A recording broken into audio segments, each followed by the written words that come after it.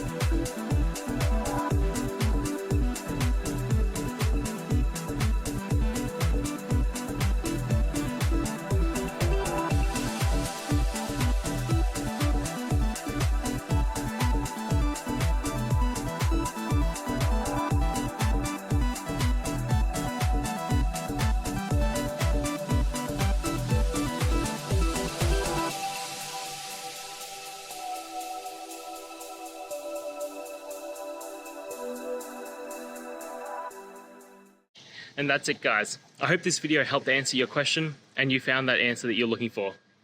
Now, please hit subscribe if it helped. I really appreciate it. And I'll see you next time on another one of these videos. Cheers.